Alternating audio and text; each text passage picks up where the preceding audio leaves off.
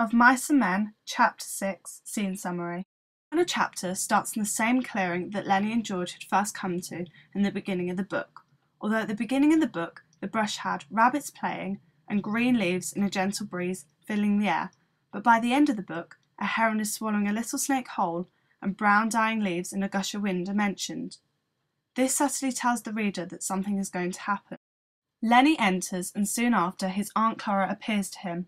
She says that he shouldn't have got himself into trouble, as it gets George, his only friend, into trouble too. Then a giant rabbit appears and tells Lenny that George will probably beat him, like always, and then abandon him. George then appears and calms Lenny down. He then tells Lenny the story of what they would do in the future. Lenny takes his hat off and looks across the river, listening to the description of their farm. George takes Carson's Luger out of his jacket pocket and shoots him. And I get the Tinder rap.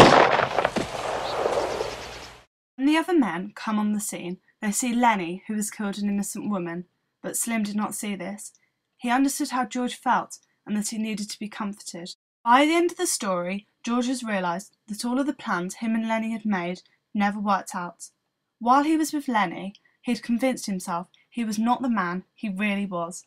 A man who travelled alone, and once the job was finished and he had his $50, he would move on to the next job. Wilson and Curly represent the saying, the survival of the fittest. This means that the weaker people in the world are overpowered by the richer, fitter people. At the beginning of this chapter, the brush represents safety for Lenny, but by the end it only represents death.